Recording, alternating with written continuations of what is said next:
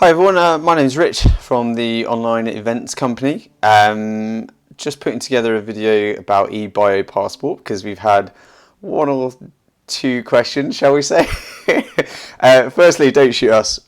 We didn't create it. It's a fantastic resource, and it's pretty much one of a kind.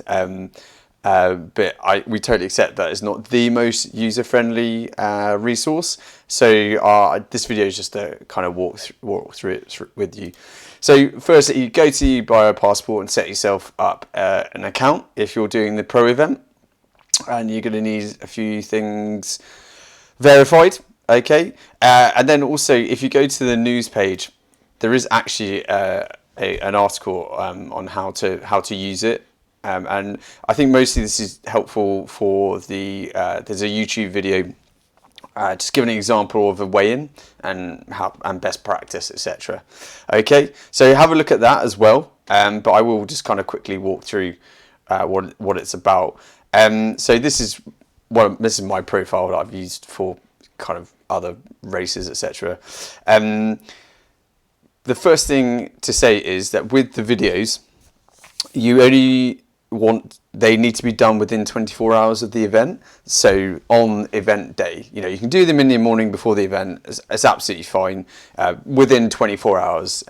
So the weigh-in video, the recalibration of your trainer or power meter, that needs to be done within 24 hours of the event. Okay, so probably don't want to be already submitting that stuff.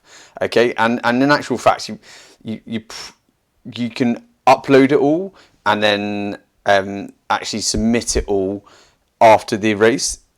The key thing is that your videos are taken and then uploaded to eBioPassport prior to the event. You can submit it all for verification after the event. I hope that makes sense.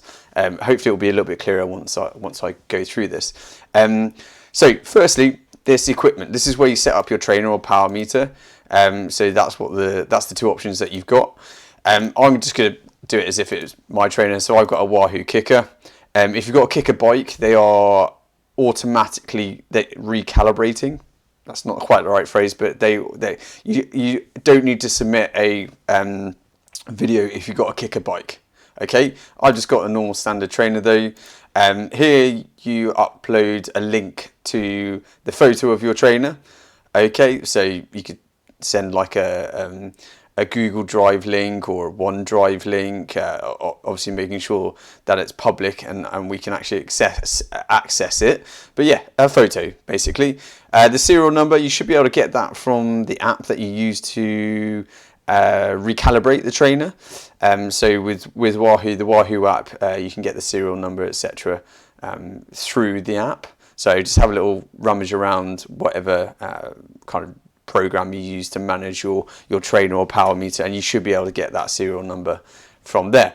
Okay, so that's how you create it. You just put in all the bits and bobs, and then set up your equipment, and you only really you can do that once for multiple events. So you should really, unless you get a new trainer, only have to do that the one time, particularly if you're doing kind of any of our future events. The power analysis we'll come back to. Okay, I don't want to confuse things, so we'll come back to that. Power metrics. Now, these power metrics, this is essentially where you upload data to back up what are called your peak powers or your critical powers. Essentially, they're your personal bests over different durations. So you've got the 5 seconds, 20 seconds, 1 minute, 5 minute, 20 minute, and 1 hour. Okay, so these are my numbers. Some of them have improved, some of them haven't since I uploaded. I did this, but basically the way this works is the easiest way to do this is to find a appropriate race or activity that's you've uploaded to Strava, and then you just fill in kind of the metrics. So those metrics that we talked about, the 5 second, 20 second, 1 minute, 5 minute, 20 minute, and 1 hour, and you do separate kind of submissions for each of them. And in terms of the data source, you then just put in the Strava activity URL. Okay, so it's fiddly. and it's a little bit time consuming, but again, it's something that you only really need to do once, and yeah, you update it periodically. Presumably, if your peak powers are improved considerably. But yeah, you do that. You do fill that in for each one. You can use the same Strava activity for multiple durations if you've got a really good, maybe like a race or performance testing or something. Or you can use multiple sources. It's entirely up to you. Basically, what we just need is that these values are reflective of your current level, essentially. So that if we see, somebody has got like in the race, if they've got like a 2,000 watt 5-second peak power, we can verify it and see that their normal 5-second peak power is close to 1,000 watts. We can query that, and it may well be, there may well be kind of technical issues or what have you that explain it. But so yeah, power metrics. Find an appropriate activity or race from Strava, and then just populate those different time frames.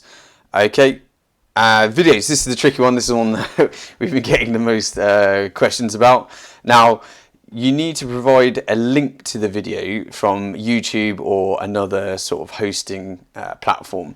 The reason for that is because you can't upload sort of MP4 files or whatever video file is these days, AVIs, whatever, because it just takes too much space, and the eBioPassport don't have the data storage for it. So you need to, if you don't have, the easiest thing to do is create yourself a YouTube account. It's totally free. Upload your video there, and then share the link.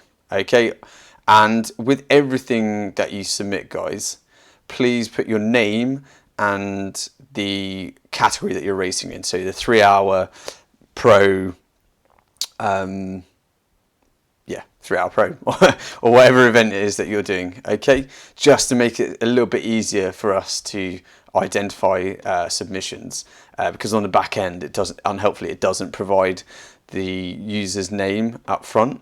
We have to delve into the submission so we can find it. Okay, so get all that set up in advance of the race. Remember, the videos you can shoot them and upload them within 24 hours of the race. You don't have to submit any of it yet. Okay, all right. Now the final one, this power analysis. This is where you're going to upload your fit file after the race. So remember, with the fit file, you need to do two things. Firstly, you need to forward the email that you get from Wahoo RGT directly to info@theonlineeventscompany.com. So that's the primary thing, so that we can deal with the results. You then need to submit it here on eBioPassport for verification.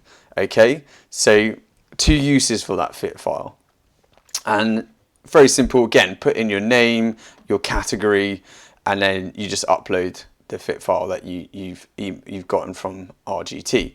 Okay. Then once you've done once all that is all nice and tidy, you then submit it after the event.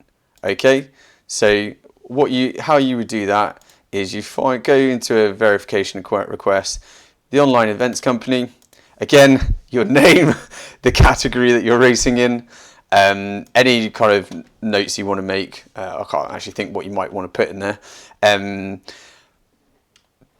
Just check up, make sure. So check. So in here will be the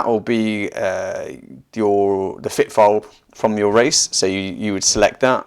Then you select all these power metrics, the equipment, and then you press submit. So there will also be videos up here as well, and then you submit it all in one go after the event.